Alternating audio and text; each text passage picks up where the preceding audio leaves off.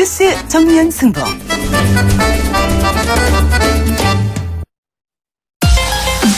데이터 정치 분석. 지금 우리 사회를 보여주는 표지판.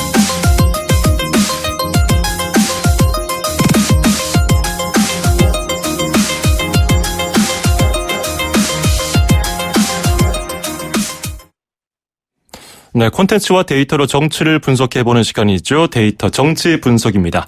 디지털 콘텐츠 전문가인 이규찬 기자와 함께하겠습니다. 안녕하세요. 네, 안녕하세요. 네, 처음 뵙겠습니다. 네, 반갑습니다. 네, 인상이 굉장히 좋으시네요. 네, 여기는 항상 그 진행자분이 이 메모가 훌륭하신 걸로 유명하더라고요. 라디오가 이게 좋습니다. 고맙습니다. 네. 예. 자, 오늘 주제는 뭘로 정해보셨습니까? 네, 오늘은요, 촛불의 유효기간에 대해서 이야기해 볼까 하는데요. 촛불의 유효기간? 네, 뭐 양초 하나 다 타는데 걸린 시간이 아니고, 이번에 박근혜 대통령의 탄핵을 이끌어낼 원동력, 광장을 밝힌 시민들의 촛불이었잖아요. 예. 그 촛불의 유효기간을 한번 데이터로 분석해 봤습니다. 아니, 이거 촛불의 유효기간이라고 잘못 말했다가 이게 내일 촛불 집회 나오시는 분들한테 혼나는 거 아니에요?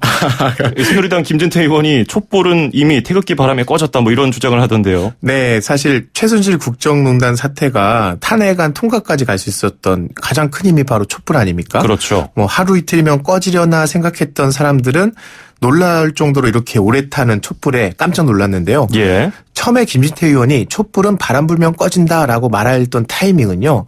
막 이제 촛불이 더 거세게 타오르기 시작한 시점이었어요. 그러니까 그때는 좀 비아냥 놀림을 많이 당했잖아요. 예, 예. 그런데 심지어 이걸 패러디하기 위해서 꺼지지 않는 LED 촛불까지 등장했죠. 그랬죠. 그런데 이번에 타이밍은 조금 다른 것 같아요.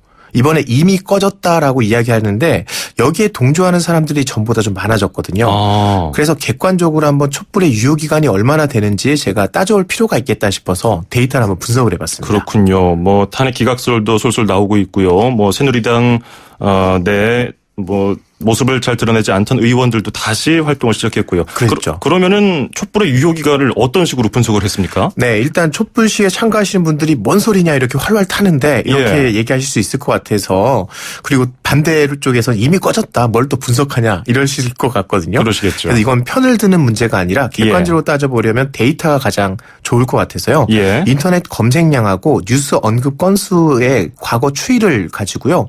이번에 촛불 집회와 과거의 촛불 집회 그때 패턴을 한번 분석을 해봤어요. 그랬더니 대충 뭐 대략적인 추이가 비슷하게 나타나는 패턴이 있더라고요. 인터넷 검색량하고 뉴스에서 언급된 건수의 과거 추이를 살펴봤다. 뭐 비교적 객관적인 수치가 나올 것 같은데요. 결론이 어떻습니까? 촛불 꺼졌습니까? 네, 일단 촛불은 꺼지지 않았습니다. 예. 그런데요, 이 촛불이 언제부터 탔냐면 2004년부터 꾸준히 조금씩 살아서 타고 있던 촛불의 불씨가 지금 활활 타고 있는 것뿐입니다. 2004년이요. 네. 그런데 문제는요. 촛불은 계속 살아 있었는데 유효기간이 지금 끝나가는 것 같습니다. 아니 2004년부터 지금이 2017년이니까 이렇게 오랫동안 켜져 있었는데 왜 유효기간이 이제 꺼져가고 있나요? 이게 길이가 다 줄어들었나요? 그보다요. 촛불이 이제 갖는 의미나 맥락을 좀 이해할 필요가 있는데 예전에 2004년이면은 그때가 노무현 전 대통령 탄핵 때였죠. 그랬죠. 그때가 촛불이 처음으로 등장한 시기였는데 이게 왜 촛불이냐면 그전에 직업 정치인이나 활동가 혹은 노조 등이 주도하는 시위가 좀 불편한 일반 시민들. 그러니까 뭔가 강력한 구호나 때려 부숴야 될 것 같거나 이런 공격적인 게 아니라 그냥 시민들은 촛불 하나 들고 무언의 어떤 시위 따뜻하게 우리가 모여있는 그런 행위였거든요. 그 경험을 일반 사람들이 이런 정치 행동에 나서본 첫 번째 경험인데 그 경험이 이제 내면화된 사람들은요. 그 유대감이나 경험을 꾸준히 가져갑니다. 그래서 이분들한테는 촛불이 절대 꺼지지 않고요. 그런데 그 촛불이요. 모여서 횃불로 활활 타오르는 시간. 이게 유효기간이라고 볼 수 있는데 그리고 그렇게 타올라서 무언가 선거 같은 현실에 영향을 주는 그래서 제가 이걸 유효기간을 본 건데요. 이 유효기간을 따진다면 이번에 촛불 시위의 유효기간이 좀 꺼져간다 혹은 끝나간다라고 볼 수 있어서 김진태 의원이 이번에 한 이미 꺼졌다라는 발언이요. 영 일리 없는 소리는 아닌 것 같습니다. 김진태 의원이 뭐 데이터 분석 전문가였나요? 어떻게 알았을까요? 어쨌든 그런 일리가 있다는 말씀이시고요. 그럼 촛불의 유효기간이 끝났다. 지금 이미 오늘 밤새서 1박 2일 동안 광화문에서 그 촛불 들고 집회에 참석하시는 분들 많을 텐데 그분들은 화내실 텐데요. 네, 사실 빨간 불꽃이 밖으로 확 타오르면요. 예. 이게 겉보기에는 되게 크게 타오르는 것 같지만 불꽃의 힘은 오히려 약해지는 면이 있거든요. 촛불 시위의 영향력도 단기간에 빠르게 큰 영향력을 결집시키는 데는 힘이 있는데요. 예. 이게 지속력이 강하지 못하다는 게 단점입니다. 예를 들어서 그 각자가 의견을 표현하는 건 좋은데 그래서 뭐가 세상이 바뀌느냐에선 결국 선거나 이런 표심에서 이 촛불 시위가 직접적으로 연관이 돼야 되거든요. 예. 그런데 시위만 하고 투표에는 영향을 안 준다면 그렇다면 유효기간이 끝났다고 볼 수도 있는 거죠. 예. 제가 2004년 사례를 분석해 봤더니요. 당시 촛불 시위가 노무현 전 대통령 탄핵안이 국회에서 통과된 2004년 3월 12일부터 시작됐다고 보면요. 만 한 달 뒤인 4월 15일 날에 국회의원 선거가 치러졌습니다. 예. 그러니까 촛불의 유효기간이 한 달 동안 갔느냐 이게 포인트일 텐데 열린우리당이 당시에 1당이 됐고 한나라당이 2당으로 내려가서 겉으로 보면 이겼으니까 촛불 영향이 컸다. 라고 볼 수 있는데요. 그렇게 볼 수 있지 않을까요? 네, 문제는 당초 예상보다 오히려 의석수나 투표율이 적었습니다. 아하. 그러니까 촛불이 활활 타오르던 시기에는 거의 뭐 한나라당은 끝났다라는 분위기까지 갔었거든요. 예. 그런데 정작 한나라당 득표율을 봤더니요. 지긴 했지만요. 이전 선거보다 득표율이 겨우 3.2%포인트 낮아졌어요. 35.8%를 득표했는데 그럼 3% 줄은 게 크게 줄은 건 아니죠. 그렇죠. 그럼 한나라당에 그 큰 영향은 없었고 열린우리당이 1당은 지켰지만 그 직전에 거의 3분의 2석을 차지할 거라는 전망까지 나올 정도였다는 걸 보면 유효기간이 조금 처음과는 다르게 힘이 좀 떨어지던 시기가 아닌가. 한 달밖에 안 됐는데요. 예. 오히려 전 주목할 게 이때 민주노동당이 득표한 13%나 되는 표입니다.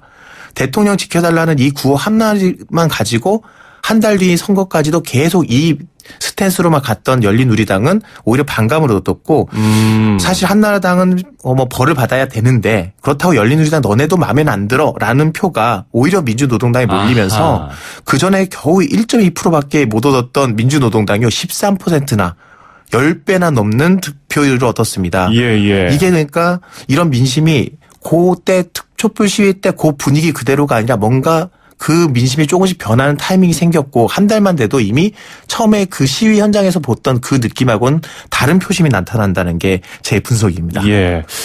근데 결국 축구도 뭐 아무리 점유율이 높아봤자 결국은 골로 얘기하는 거 아니겠습니까? 이 축구 전문가셨군요. 정말 비유가 적절합니다. 예. 그러니까 열린우리당이 어쨌든 승리했으니까 선거에서 촛불의 유효기간 범위 안에 있는 거 아니겠습니까? 네, 아직은 점유율 높으니까 야 우리가 유리하는데 문제는 골 결정력이 없다거나 엉뚱한 데로 튀는 경우가 있겠죠. 예. 제가 이번에 그 사례 분석을 해드렸는데 유효기간을 제가 길어야 3개월 정도로 보거든요. 예. 그런데 이번에 그 2004년은 촛불이 처음 등장한 시기였고요. 역대 가장 촛불 시위 뜨겁게 불타올랐던 건 2008년도 4월. 당시 미국 쇠고기 광우병 논란이었습니다. 예. 그때가 그 4월 중순에 촛불 시위가 있었고요. 그 다음 선거가 6월 4일에 있었던 기초자치단체장의 재보궐 선거였어요. 그런데 이 선거에선 통합민주당이 좀 승리를 했지만 그런데 이 당시에 무소속표가 약진했습니다. 그러니까 한나라당을 지지를 하는데 차마 줄 수는 없고 그렇다고 열린우리당 찍지는 않을 거고 통합민주당 찍지는 않을 표가 무소속으로 간 건데요. 이게 보면 한 2달 정도의 차이가 있었잖아요. 예. 그런데 촛불 시위 바로 직전인 4월 9일이 국회의원 선거였는데요. 한나라당이 무려 153석으로 압승을 하고 민주당은 81석인데 그전보다 55개나 의석을 잃은 참패였어요. 이걸 보면 확실히 이번 촛불 시위 이후에 민심이 많이 변해서 이렇게 참패를 거듭하던 민주당이 승리를 했으니까 확실히 효과가 있었습니다. 이게 한 달 정도, 한 달 반 정도였고요. 그런데요.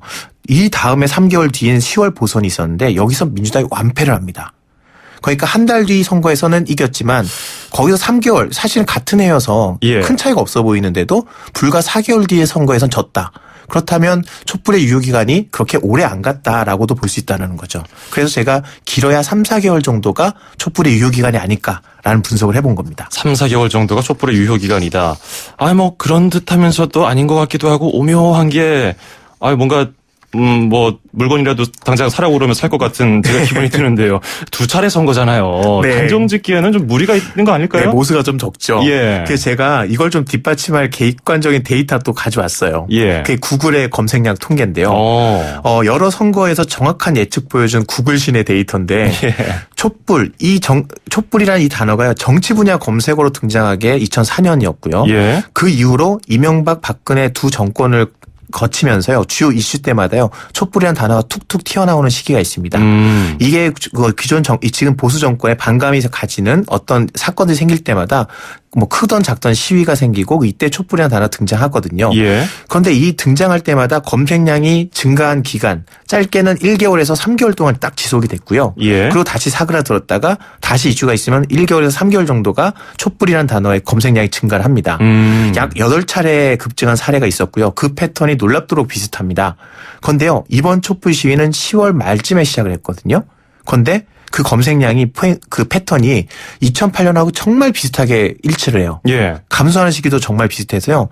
지금 벌써 4개월 다 돼가는 국면인데 이미 꺾여서 많이 하락했고 2008년하고 거의 유사하게 3개월 정도가 그 검색량 증가 패턴이 유지가 똑같이 됐어요. 예. 그런데 흥미로운 건요. 제가 촛불이란 키워드와 비교 분석한 게 태극기였어요. 어땠습니까? 놀랍게도요. 김진태 의원이 자신 있게 딱 큰 소리 치던 그 시점에요. 태극기 검색량이 촛불 검색량을 역전했습니다. 아, 진짜 김진태 의원 이거 데이터 분석 전문가 아니에요? 빅데이터 전문가? 그래서 혹시라도 누가 이걸 깃뜸을 해줬거나 나름 이런 분위기를 읽지 않았을까라는 예. 생각도 들어요. 사실 구글 트렌드는 뭐 일반 청취자 여러분들도 들어가서 검색해 볼 수 있잖아요. 촛불 네, 태극기. 누구나 보실 수 있으니까 예, 제가 한번 거짓말하는 건 아니라 확인해 보십시오. 이거 틀린지 맞는지. 집회에 나와 있는 사람들 숫자를 비교하면은 쉽게 생각했을 때는 촛불 집회에 나온 사람이 태극기를 들고 있는 사람들보다 많아 보이는데 검색량에서는 태극기가 이겼다. 네. 예를 들면 이런 거죠. 사실 그 태극기 집회에 나가면 예. 아들, 딸들 싫어하고 어디서 이상한 소리 듣기 딱 좋잖아요. 그런 많은 비난과 놀림에도 불구하고 나온 사람들이니까 예. 굉장히 좀 적극적인 성향을 가지신 분이죠. 그런데 사실 마음속으로 박근혜 대통령을 지지한다고 해도 요즘 같은 분위기에서 누가 말을 하기 힘들죠. 예. 그런 면에서는 나와 있는 사람들만 가지고만 비교하기 좀 힘들 것 같고요. 이 검색량은 그러니까 그 자리에 안 나와서도 속에서 뭔가 이런 불만이 있던 사람들이 좀 표출된 일종의 검색과 관심을 통해서 그런 지지를 보낸 것이라고도 볼 수가 있고요. 예. 그리고 이제 축제처럼 우리가 촛불 시위를 즐길 때는 이 동력이 꽤 유지가 잘 됩니다. 그런데 지금은 축제라는 기간을 좀 벗어나서 지금 말 그대로 시위가 됐잖아요. 예. 그리고 점점 무거워지고 뭔가 세월호도 슬프고 가슴 아프지만 부모님도 3년상 안 치르는데 1년 내내 애도만 해야 되냐라는 뭔가 너무 슬프니까 힘든 거죠. 예. 이런 분위기에서 사람들은 뭔가 촛불에 대해서 더 이렇게 응집력은 살살 떨어지는 과정에 태극기 응집도가 높아진 게 역전의 포인트였던 것 같습니다. 예. 자, 오늘 촛불의 유효기간 재밌게 들었네요. 여기까지 듣겠습니다. 고맙습니다. 네, 감사합니다. 네, 지금까지 데이터 정치 분석 이규창 디지털 콘텐츠 전문가였습니다. 아이오페맨의 새로운 모델 조정석입니다. 발렌타인데이에 남자 선물 고르기 참 힘드시죠? 제가 팁 하나 드릴게요. 아이오페맨 트리플 리프트 세럼. 남자 피부를 더 탄탄하게 만들어주니까 그 사람도 당신도 분명 좋아할 거예요. 아이오페맨 트리플 리프트 세럼. 에이스 고객 지성 이보영 침대를 말하다. 이 사람 가구는 그렇게 유행만 찾더니 침대는 스프링부터 소재까지 엄청 따져요. 당연하지. 몸을 위한 건데. 잡았으면 알 텐데. 침대는 가구가 아니다. 침대는 에이스다. 에이스 침대. 힘들었던 나에게 마음먹은 나에게. 다시 한번 해보려는 나에게 포기하지 않는 나에게 아직 힘을 내고 있는 나에게. 난 오늘 나에게 바카스를 사줬습니다. 나를 아끼자 바카스. 투자를 튼튼하게 KB증권. 자산을 든든하게 KB증권. 내일을 탄탄하게 KB증권. KB금융그룹과 현대증권이 만나 KB증권으로 새롭게 시작합니다. KB증권. KB증권. 당신의 인터넷이 과거의 속도에 멈춰 있다면 이제 SK로 움직이세요. SK 브로드밴드가 만든 10배 빠른 기가 인터넷. 누가 만들었는지가 기가의 퀄리티를 보여주니까 인터넷은 기가, 기가는 SK. SK 브로드밴드 기가 인터넷. 오빠. 아직도 비타민 편식해? 다 들었어 안 들었어 다 들었어 안 들었어 다 들었어 다 들었어 오로나민 C 다 들었어 안 들었어 다 들었어 하루 생기 영양이 한 병에 다 들었다. 비타민 편식 말고 오로나민 C. 아빠, 화물차 운전하면서 먹는 거 쓰는 거 아끼시는데 화물복지 삼성카드로 바꾸면 기름값 할인된대요. GS 칼텍스 S51 리터당 40원에서 최대 100원 혜택. 화물복지 삼성카드. 아빠 화이팅! 연회비 없음. 연체이자율 연 21에서 27.9%. 신용카드 남용은 가계경제에 위협이 됩니다. 혜택은 전월 실적에 따라 차등. 카드 신청 전 자세한 이용 조건은 상품 설명서 약관 참조.